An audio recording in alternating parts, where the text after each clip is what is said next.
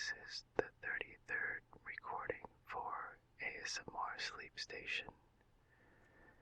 If you don't know what ASMR is, you can Google Autonomic Sensory Meridian Response, or you can Bing it, or Yahoo it, or whatever you like to do. And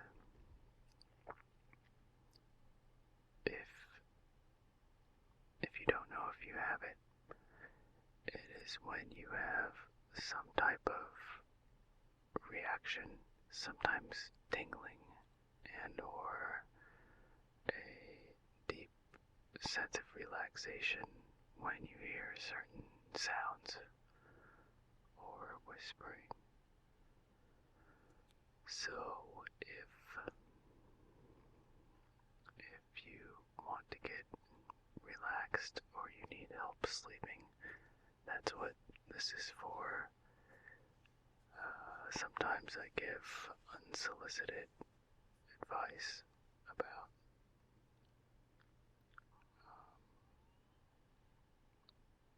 improving your well-being, maybe, and I ramble a lot on most of these, except for not going to ramble on this one because I'm still going to follow through with the 2 episodes I promised to RJ, who left a post on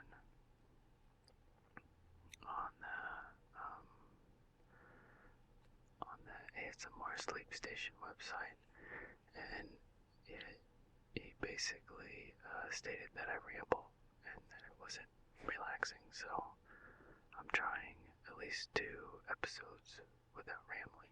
So, with no further delay,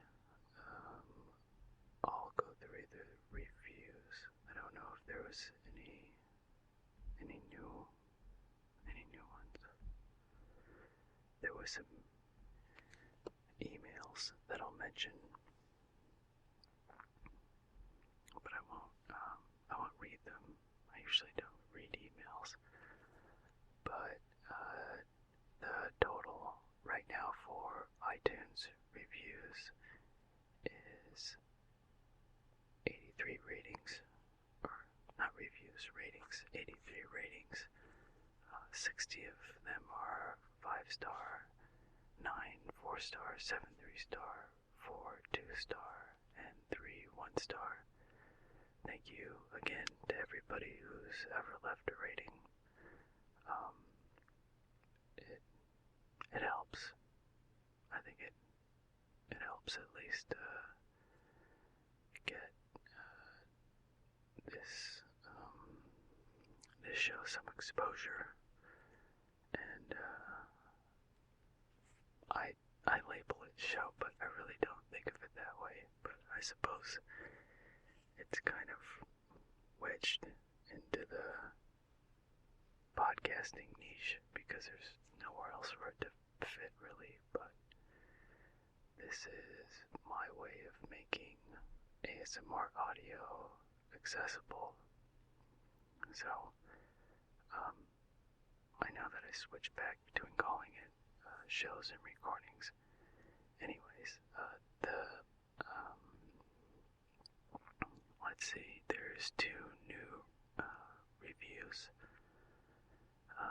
There's a 5-star review from Racy J, entitled Yes It Works, left October 11th, 2016. It reads, "Well, it works for me. There's something about the tone and the soft whisper that knock me right out. And as a side note, I really don't care what the subject of the podcast is. It's all about your voice for this one. Thank you, my gentle whisper."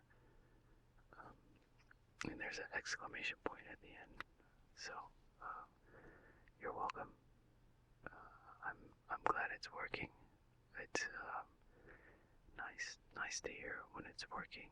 I really attempt to not be judgmental in what kind of feedback I get. My objective, as I'm doing right now, is to do what is. I suppose I have to make some type of judgment for what is reasonable and what I will try to do. But I know that most of the feedback is positive. But if anyone ever wants to leave a review or feedback on the website or anywhere, there's a YouTube channel too. But that doesn't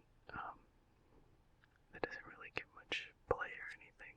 But my email is posted around. I try to take these things seriously. I'm doing this for you, and I appreciate it, whether it's encouraging or not. So that's another listener that doesn't really care what I talk about. And I think on the last recording, I asked people to leave any kind of feedback saying what they liked or didn't like. And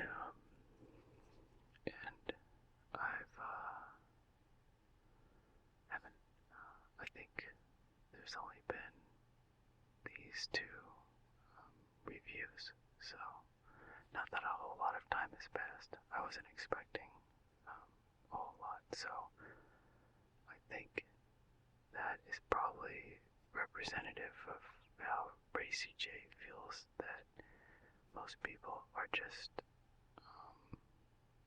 relaxed by the tone of the recording and not the actual content.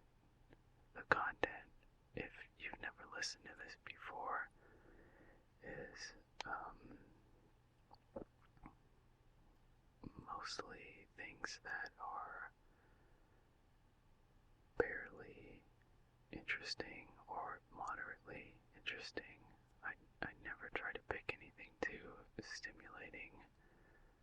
I have so far tried out a few new ideas like reading numbers and lists, and the next review has an idea, so maybe I'll look for that right now. So thanks for that review.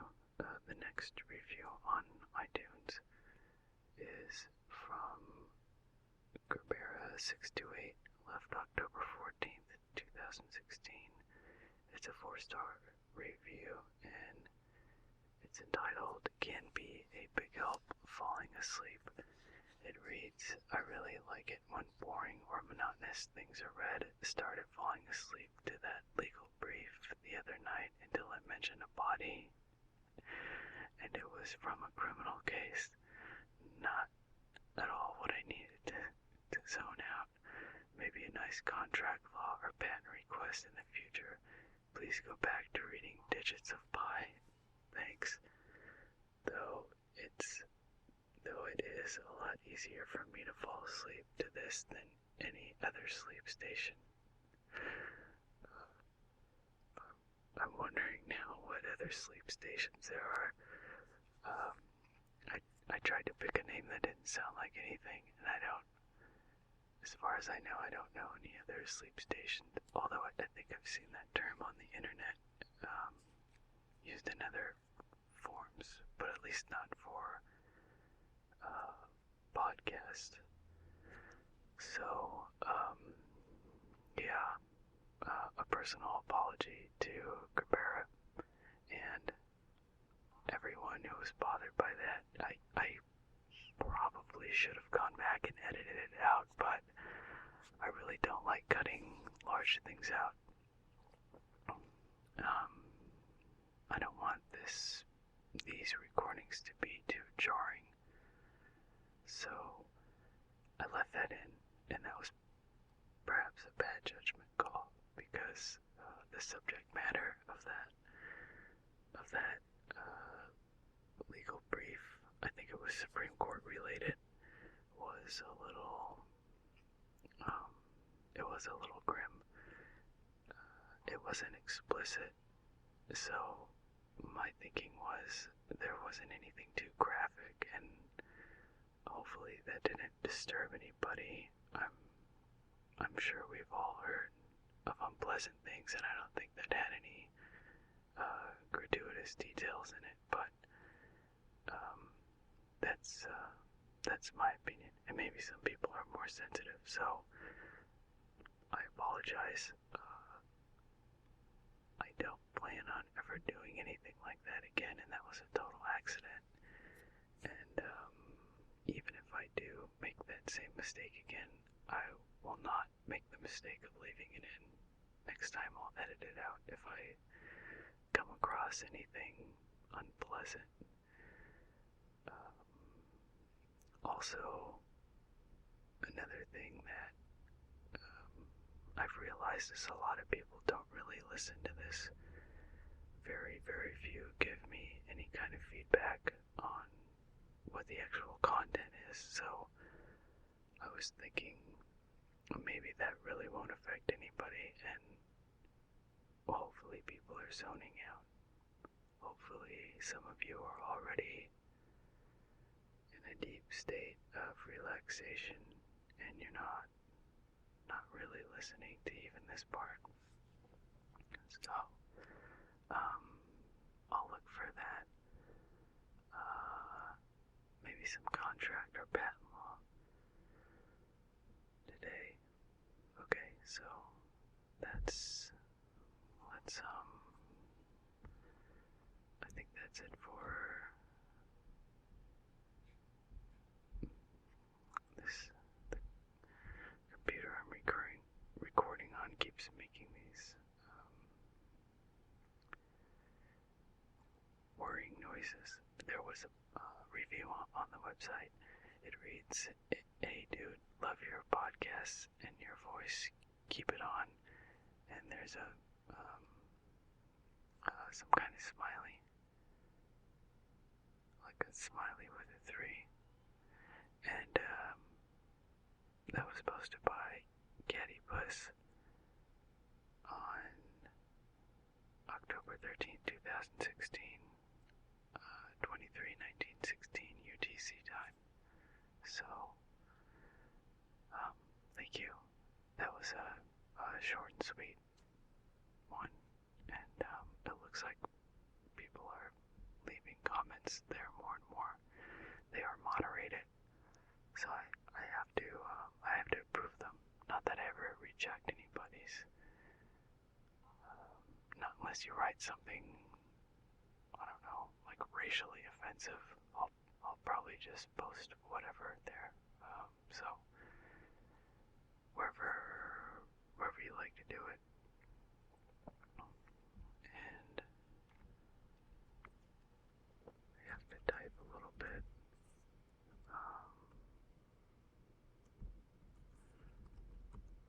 I wanted to mention, was it Stitcher?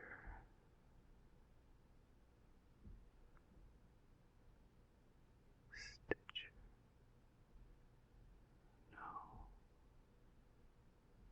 that wasn't the one.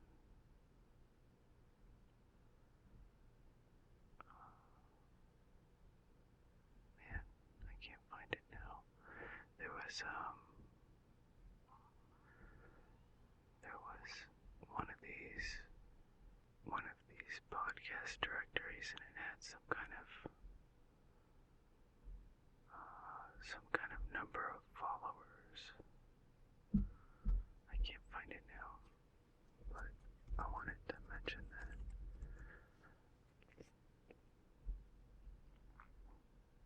It's a Podbean. Oh, yeah, maybe that's it.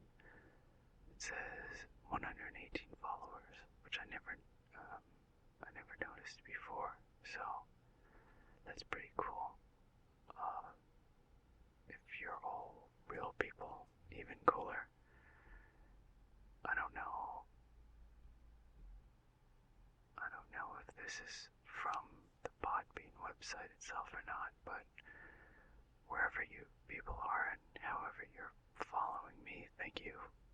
I appreciate that a lot.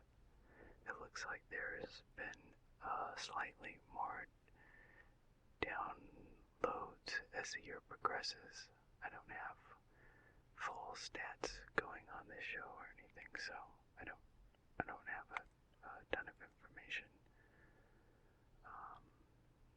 But it looks like it's just a slow, steady increase, which I don't know if it's people or maybe places it's listed or what, but regardless, thank you everyone for downloading. And the last thing, oh yeah, the podcast ranking system for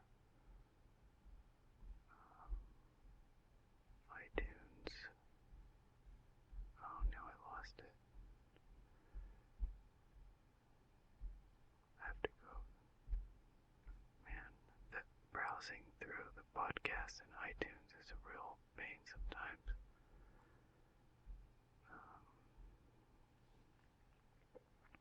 I believe for the Alternative Health podcast, ASMR Sleep Station is number 23, and that seems to fluctuate a lot.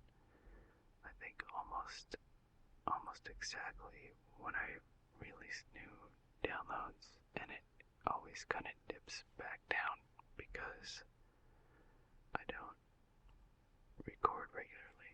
So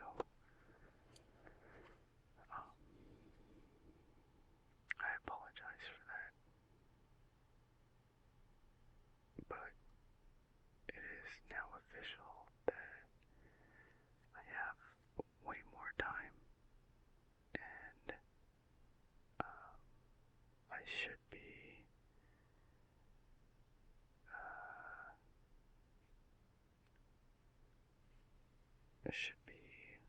recording in a lot more free. I was really tied down this year with all kinds of stuff. Most of that is subsiding or ended now, so that's good.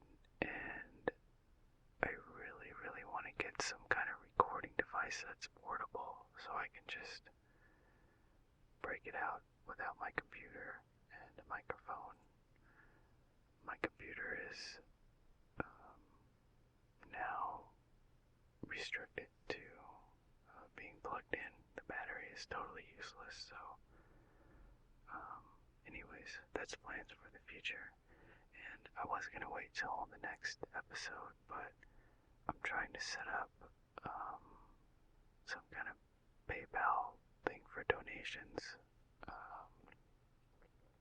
mostly so I can get some equipment and recoup some costs of hosting this. Not that I feel like I deserve money for doing it, or that I did this for money, but it costs money to do this, and I figure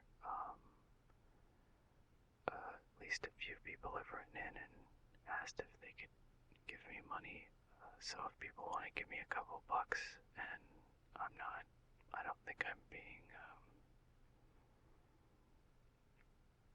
aggressive with asking for donations or anything, then that I think that should be a good option. So with that said, that's something I'll do in the future. But whenever I get a new recording device, then I can record really regularly. And if I get a couple extra bucks a month for hosting this, then I think I can put like almost twice as much storage, or I forget what it is, but I can put a lot more recordings. Right now it's restricted to about, I think it's 100 megabytes. So I've been changing around the bit rate every month or so, and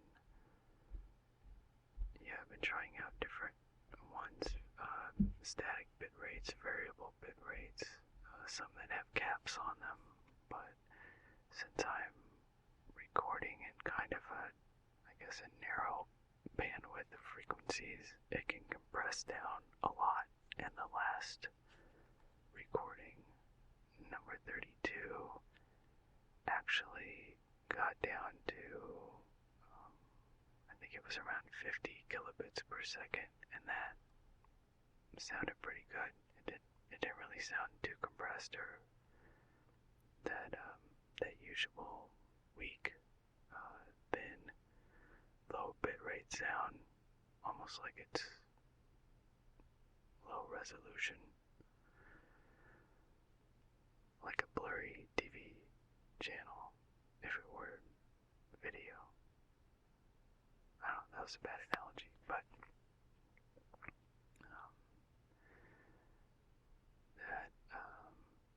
that may all change in the future, and then that, I guess, will get the ranking up, because I think that ranking really depends on regularity. Like, if you don't release shows regularly, then it hurts you. So I did get a little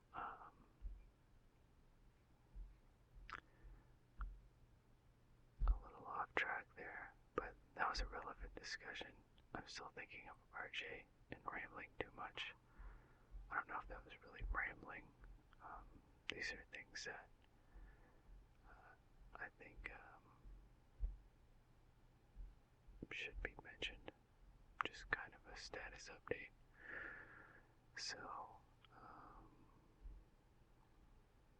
I wonder. Oh, so that was the ranking in alternative health. In the regular health website, the ranking is 133, and last time it was below 200. So I don't understand the stats or the numbers for this stuff. Nor does it really matter. But of course, like any creator, I'd like people to utilize this, and though ASMR has been steadily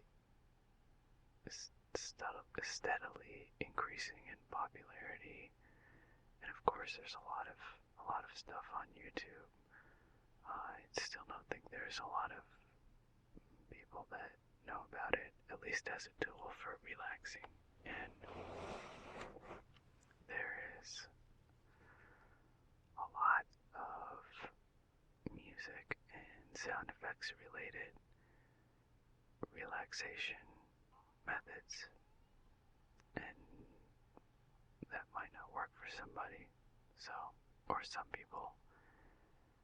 So this is, I believe, another option that should be at least equally as known and out there and available for people. And my goal, what I feel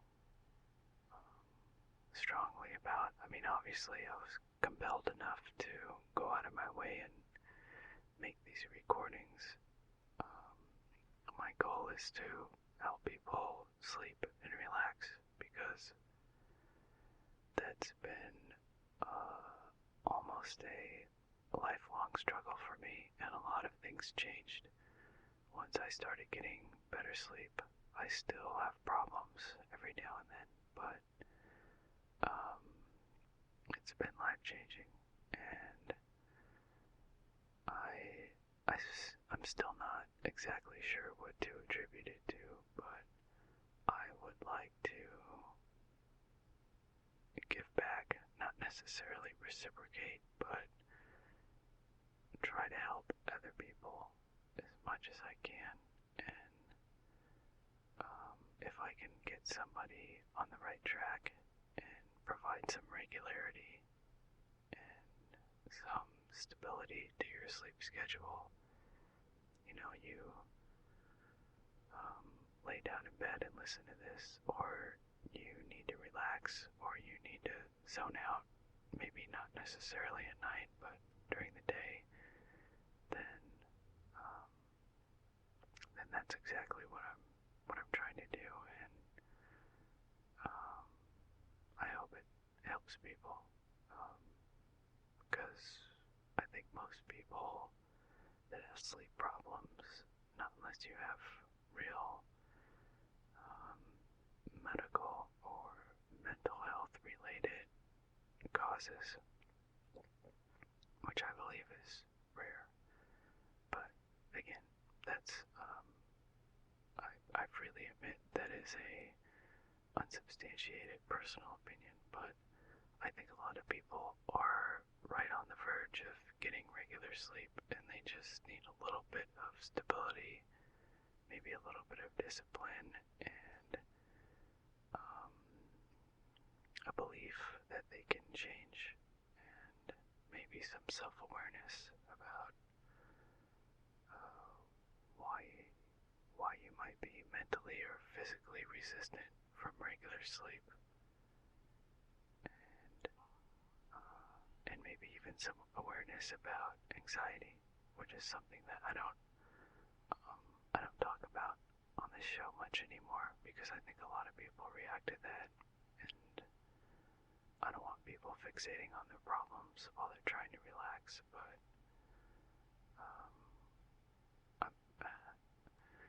and it may sound offensive, but in a way I mean, if you have problems with somebody mentioning anxiety, then I think those problems exist already, and I'm not really causing them, although you may not be trying to think of them. But let's put it this way: if the mention of anxiety causes you enough problems where you can't brush it aside and relax, then I think you have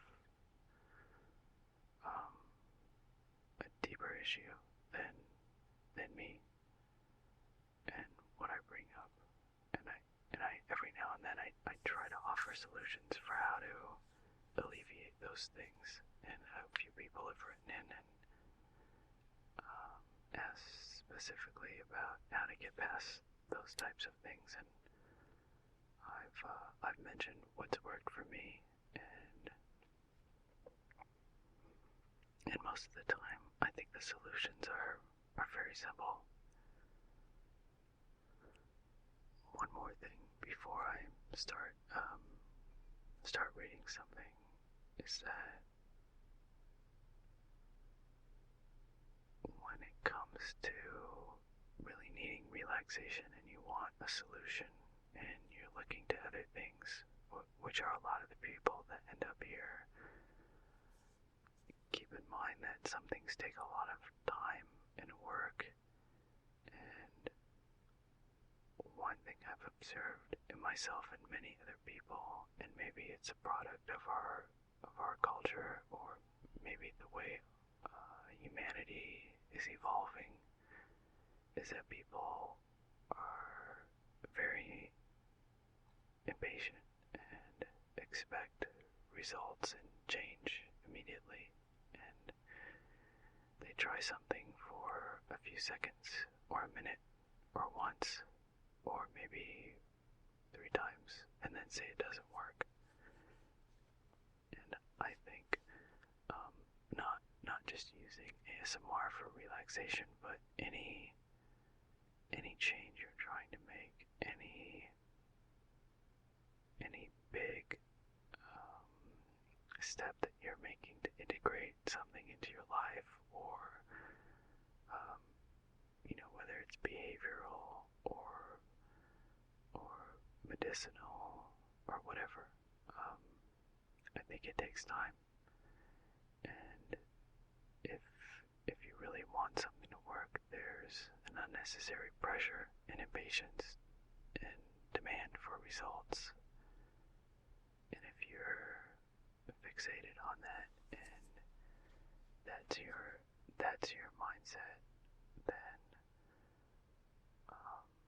I'm not telling you what to do, but I would hope that you would just try to exercise patience and keep an open mind and be open to change. Sometimes it takes months or even years to get to the place where you need to be in terms of having a quiet, relaxed mind.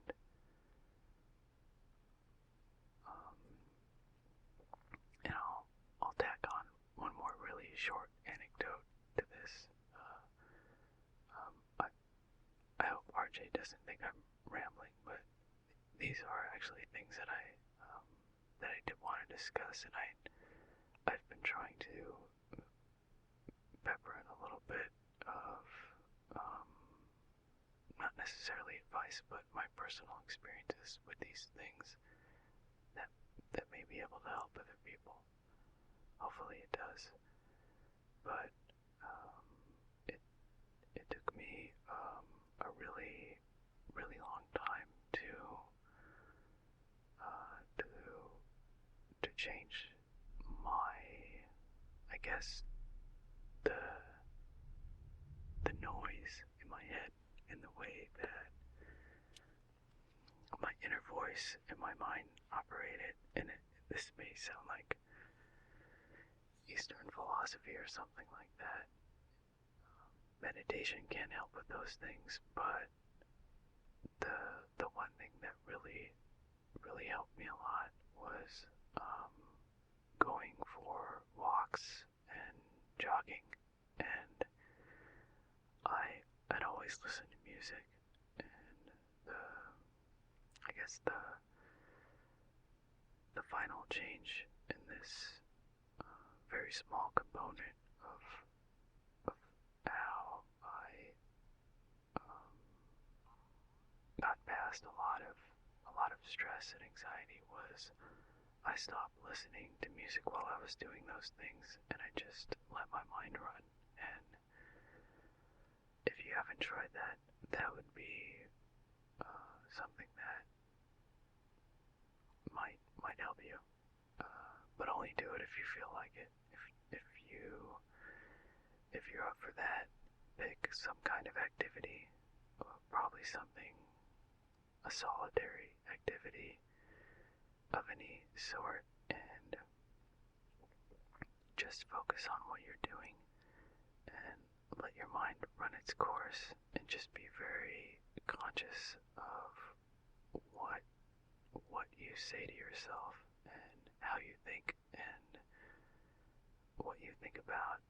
And I guess the key part is don't place any judgment on what you're thinking about. Just kind of let your mind go.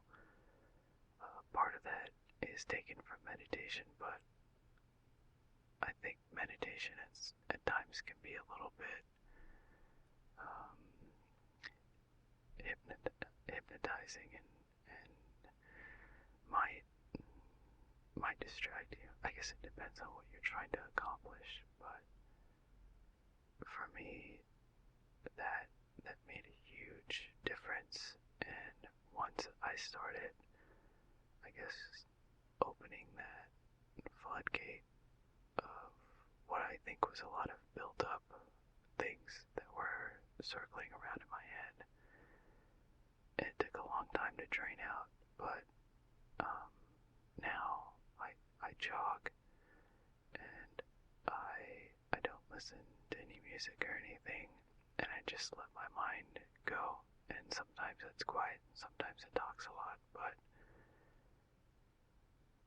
it works in two different ways for me. That it lets my mind calm down, or at least achieve some level of calmness, or it might stay the same, but rarely does my stress elevate. And it also gets my body tired. I found that I wasn't exercising, or I guess I would burn lots of calories, but I wouldn't have constant exercise before.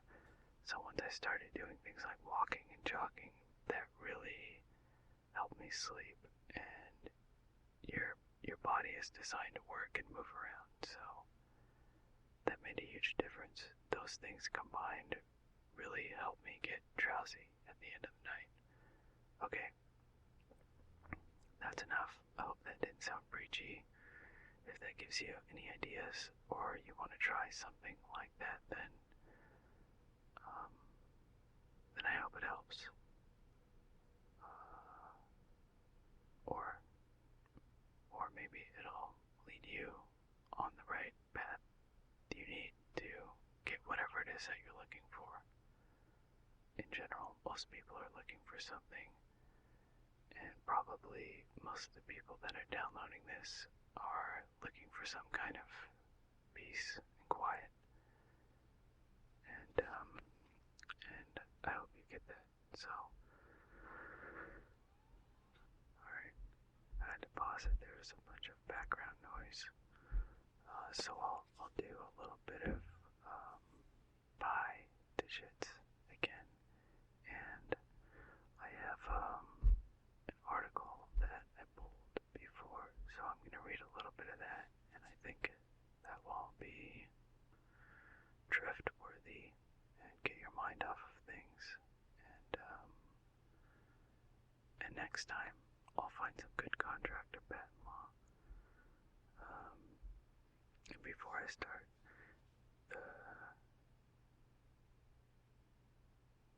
let's see, the world record for memorizing pi. Oh, it's an unofficial world record.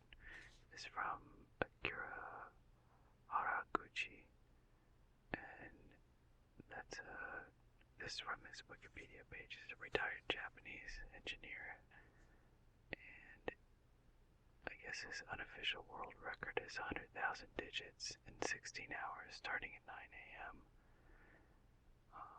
October 3rd, 2006, and I supposedly recited 83,431 digits.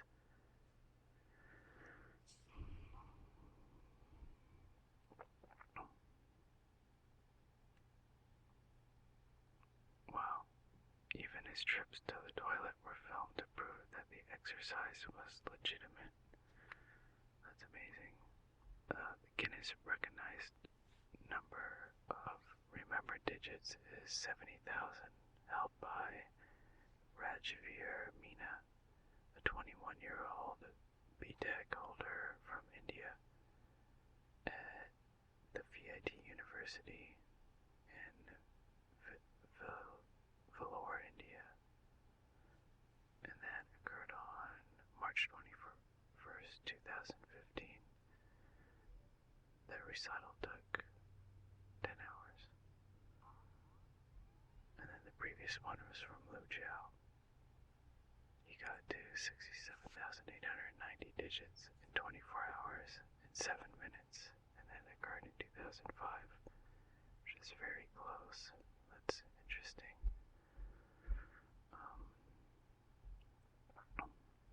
I have, I'm still looking for, there's a ton of websites that have digits of pi, but I'm looking for, there was a good one I found a long time ago, and it had the number blocks in, oh, now you have to download all these things. It had the numbers in blocks by, I guess that would be decimal place. Oh, I found an interactive one at ngo.net. So we'll start at position 23,799. Let's try that. And I'll read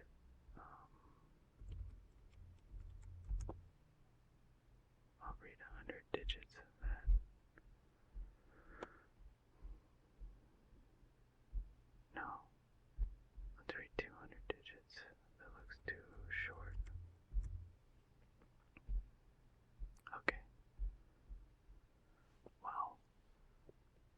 says how long it took to find that. This query took 33.136 microseconds. Wow. So I'll read this 200-digit number and then read a little bit. And hopefully all of you will be asleep. And hopefully this can fit. I don't know how this is gonna upload, so I'm kind of running out of space this month. Anyways,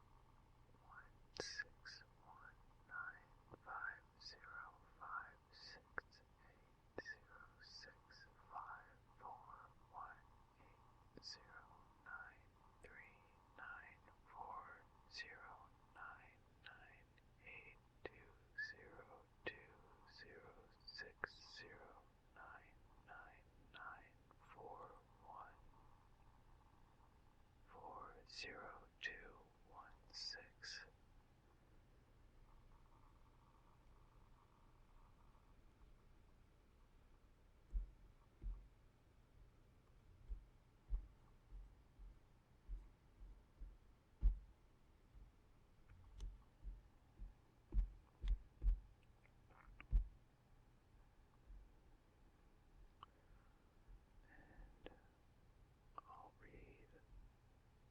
I'll read the first page of this article that I found.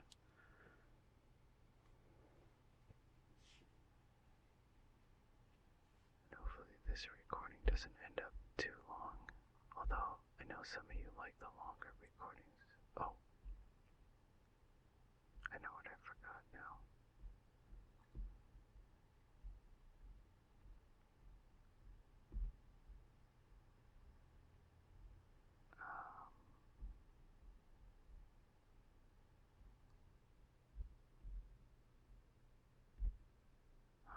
What is this?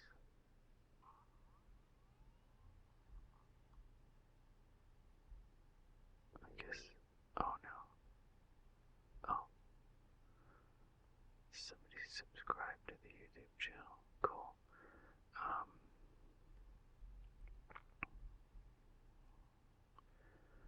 October 11th.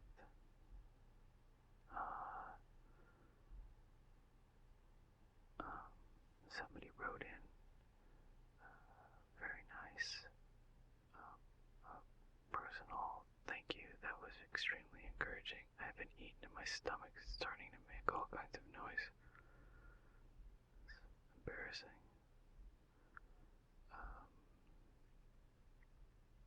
And I don't think they wanted theirs read, but it was a very nice feedback, and another person that had written in before wrote again, and that was in response to a few episodes ago. And then the really cool thing is that somebody from Australia wrote to show me some reviews on the Australian iTunes, I guess, which is totally cool. I cannot see that, and I guess it's separate from the one I'm accessing, which I thought was global, but I guess not. So, thank you again for sending that in.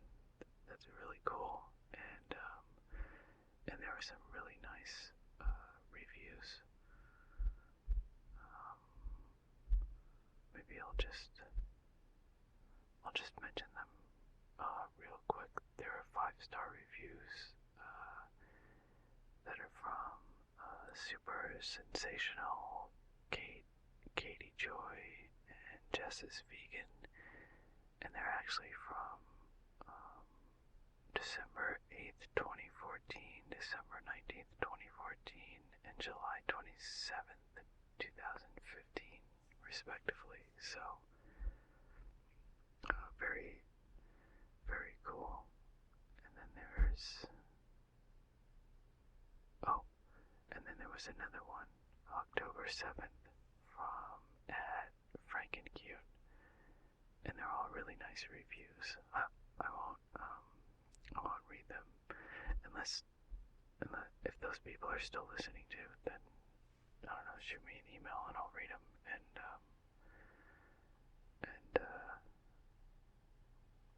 I mean, I guess there's no problem with that, but yeah, let me know. And if anybody else has any reviews or whatever, anything you want me to mention, feel free. I don't know, there aren't any rules. I don't even know what I'm talking about, but I thought I'd mention that and thank that person for sending that in. That was really, really cool. And a couple of other people wrote in mid-October, so lots of emails and lots of really nice, I'm not gonna lie, I guess I feel like you have to really know someone to be a real friend, and trust is a part of a friendship, and I don't know how much you can trust someone you haven't really ever met or hung out with, but there are people that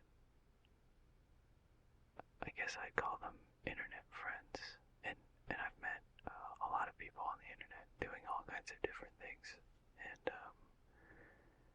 it's a different type of friendship, but one that I value just the same. It's just different, and I guess you don't ever really know the person, but that restriction doesn't necessarily mean it's a bad thing, or it detracts from making it a friendship. It's just, I guess it's just a different type. It's just different. So, thanks to my internet friends who write in. I really appreciate you in a unique way, and all the support. I really value other people and how they donate their time and energy to saying nice things or writing feedback or supporting this show in whatever way. And most of you, I email you when the show comes out.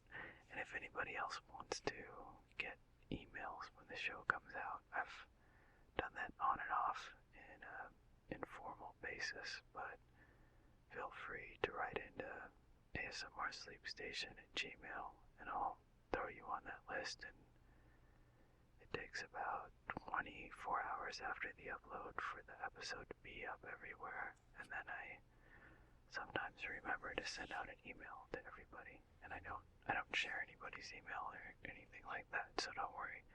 But thank you to everybody who writes in. It means a lot to me. I can't say that enough, and now I'm starting to sound repetitive and ridiculous, so I will stop and read something that hopefully knocks you out if you're not already asleep. This is a Science Advances research article in the topic of marine ecology, and this was pulled from advances.sciencemag.org on October 13th. I think I got this. If you want the publication information, it's Danavaro et al. Sci. Adv. 2016, Volume 2, E 1600492, October 12th, 2016. I guess I got it the day after it came out. The article is titled Virus-Mediated Archaeal Hecatomb. Virus-mediated archaeal hecatomb in the deep seafloor. That's a mouthful. And the PI on this was Robert Danavaro. I'll read their footnotes. Where they're from, footnotes after their names. So going down the line, Robert Danavaro, 1 and 2, Antonio Del Ano, 1, Cinzia Aldesi, 1 and 3, Eugenio Restelli, 1 and 2, Ricardo Cavaggioli, 4, Mart Krupovic, 5, Rachel D. Noble, 6, Takuro Nura, 7, David Brangishvili, 5, and 1 is Department of Life and Environmental Sciences, Polytechnic University at Marsh Ancona, 60131, Italy. 2 is Stazione Zoologica Anton Dorn via Comunale, 80121, Naples, Italy. 3 is Department of Sciences and Engineering of Materials, Environment and Urbanistics, Polytechnic University of Marsh Ancona, 60131, Italy. 4 is School of Biotechnology and Biomolecular Sciences, University of New South Wales, Sydney, New South Wales 2052, Australia. 5 is Unité de Biologie Moleculaire du Génie chez les Extremophiles. You know I messed that up. I can't even imagine speaking French. Institut Pasteur, Paris 75015, France. I can't anglicize that anymore. Okay. 6, Institute of Marine Sciences, University of North Carolina at more background noise. 6 is Institute of Marine Sciences, University of North Carolina at Chapel Hill, Morehead City, North Carolina 28557, USA. 7 is Institute of Biogeosciences, Japan Agency for Marine Earth Science and Technology, Natsushima Yokosuka. Sorry, I have to keep pausing and recording.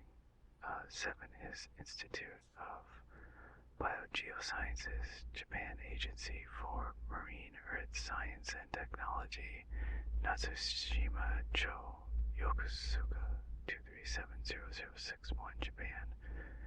And the corresponding author was the first one mentioned, R. Danavaro at univbm.it.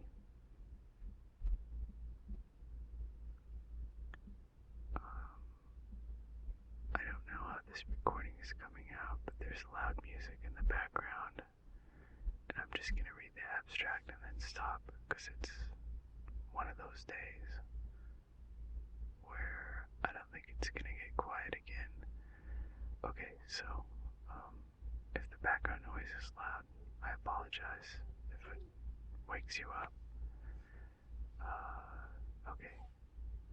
Viruses are the most abundant biological entities in the world's oceans, and they play a crucial role in global biogeochemical cycles in deep-sea ecosystems. Archaea and bacteria drive major nutrient cycles, and viruses are largely responsible for their mortality, thereby exerting important controls on microbial dynamics. However, their relative impact on viruses on archaea compared to bacteria is unknown, limiting our understanding of the factors controlling the functioning of marine systems at a global scale. We evaluate the selectivity of viral infections by using several independent approaches, including an innovative molecular method based on the quantification of archaeal versus bacterial genes released by viral lysis. We provide evidence that in all oceanic surface sediments from 1,000 to 10,000 meter water depth, the impact of viral infection is higher on archaea than on bacteria. We also found that within deep-sea benthic archaea, the impact of viruses was mainly directed at members of specific clades of marine group 1,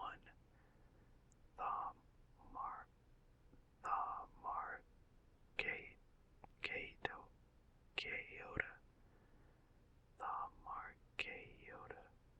Although archaea represent on average about 12% of the total cell abundance in the top 50 centimeters of sediment, virus-induced lysis of archaea accounts for up to 1/3 of the total microbial biomass killed, resulting in the release of approximately 0.3 to 5.5 gigatons of carbon per year globally. Our results indicate that viral infection represents a key mechanism controlling the turnover of archaea in surface deep sea sediments. We conclude that interactions between archaea and their viruses might play a profound, previously underestimated role in the functioning of deep-sea ecosystems and in global biogeochemical cycles. Alright. Thank you for listening, and I appreciate your time. I hope you're asleep right now. I hope you're sleeping well. And I'll whisper at you sometimes.